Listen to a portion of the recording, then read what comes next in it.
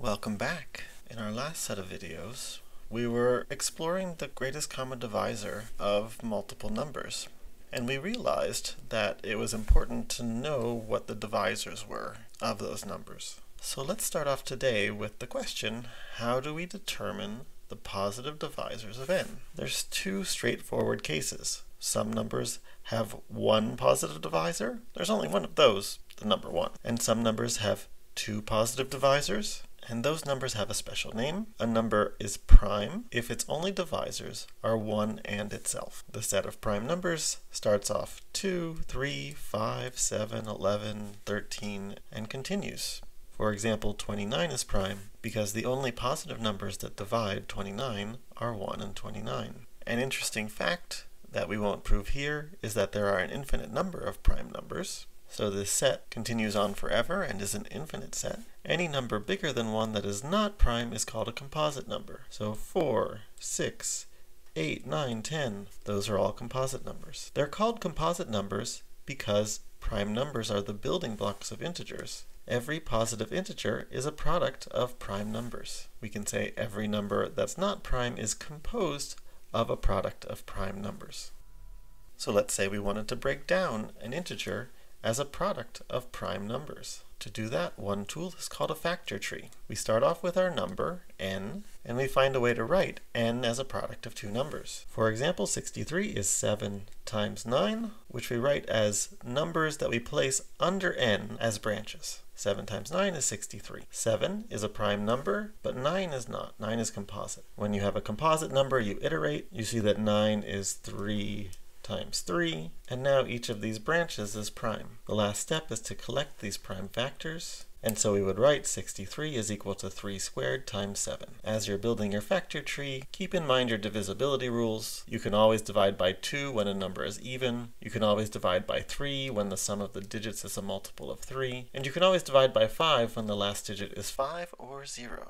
Those are the easy divisibility rules, but sometimes it's hard to break down a number as a product, a times b. So when you're in that situation, you want to divide n by each of the prime numbers up until the square root of n. If none of those numbers are divisors of n, then n is a prime number.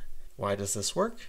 If n is equal to a times b for numbers a and b, it can't be the case that both of a and b are bigger than the square root of n. So either a or b has to be less than or equal to the square root of n. Let's see this in action. Is the number 353 prime? Let's take the square root of 353.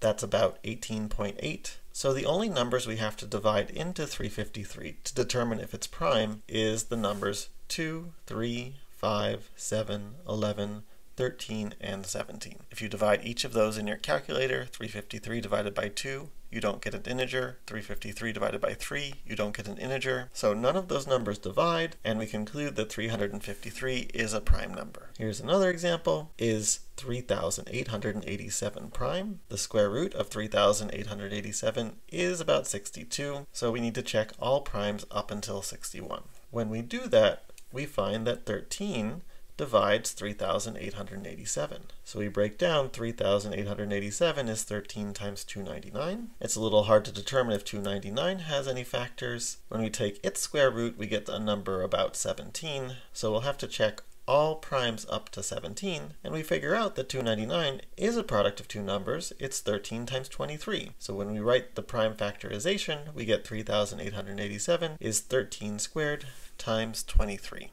You might ask yourself, do we always get the same answer when we apply factor trees? For example, 40 is equal to 5 times 8, but it's also equal to 4 times 10, and it's also equal to 2 times 20. If you continue to build your tree until you have only prime numbers, you'll notice that there's always 3 2's and 1 5. So the prime factorization of 40 is 2 cubed times 5, no matter how we built our factor trees. And this is an example of a greater phenomenon. Every integer greater than 1 can be written uniquely as a prime number or as a product of prime numbers. Often we'll write it in this way.